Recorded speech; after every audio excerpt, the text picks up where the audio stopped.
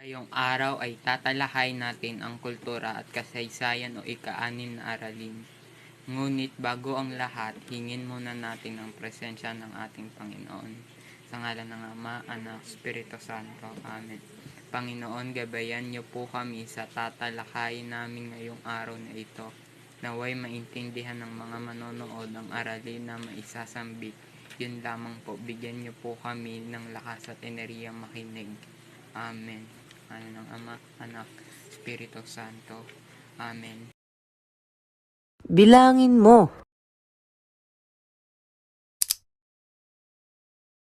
Bilangin lamang ang mga pantig.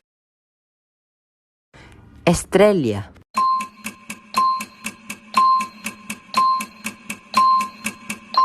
Estrella.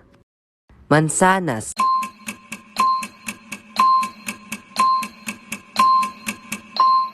Mansanas. Nakakapagpabagabag.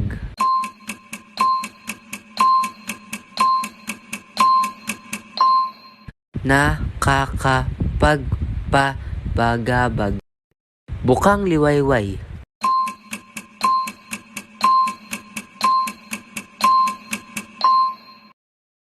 Bukang liwayway. Salamat sa pakikilahok. Alam mo ba, si Matsuo Basho ang pinakakilalang makata ng bansang Hapon. Inilala siya bilang ama ng haiku. Dahil isa siya sa mga pinakakilalang makata, maraming monumento ay nakaukit ang kanyang mga tula. Kabilang sa mga akda niya ang A Shriveled Chestnut, Record of Weather, Exposed, at marami pang iba. Amin ang itatalakay ang tanka at haiku. Ang bansang Hapon ay mayaman sa kultura ng iba't ibang anyo ng sining. Hinahangaan ng mundo ang anyo ng kanilang panulaang Hapon. Noong ika-9 hanggang ika-12 taon, ang tanka ay naging tanyag sa bansang Hapon. Isa itong panulaang Hapon o waka na may 5 unit o taludtod na may pantig o onji na 5-7-5-7-7. Ang 5-7-5 ay tinatawag na kami-no-ku, itaas na bahagi, at ang 7-7 naman ay shimo-no-ku, ibabang bahagi. Noong kaagahan ng panahon ng Heian, ang tanka ay naging pangunahing anyo ng waka. Tuluyang tanka, ito yung pagsasama ng tangka at tula sa iisang akda. Larong tanka, ito yung isang makata ang bibigkas o lilikha ng kalahati ng isang tanka at ang katunggali naman ay ang mabubuo nito. Ang sequential at kolaboratibong tanka ay tinawag na renga. Ang renga naman ay isang tula na pinagtutulungan likhain ng maraming makata. May 2 taludtod na may pantig na 5-7-5 at 7-7. Tanrenga, ito yung maikling renga, at chorenga, ang mahabang renga. Ang mga miyembro ay salita ng pagdaragdag ng taludtod hanggang mabuo ang tulo na karaniwang binubuo ng 100 ng mga taludtod.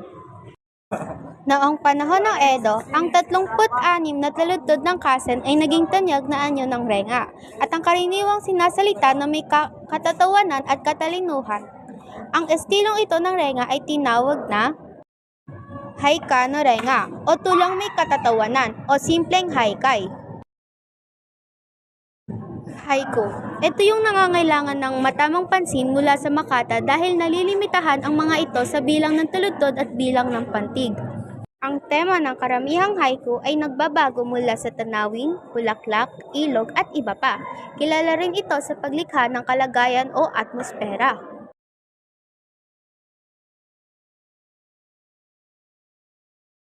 Tanka.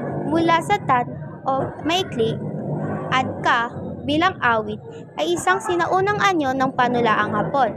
Ito ay may 31 pantig at 5 silabikong unit.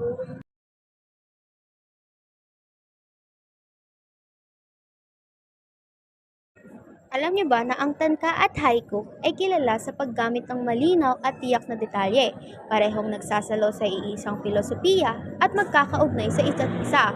Ang tanka at haiku sa iilang pagkakataon.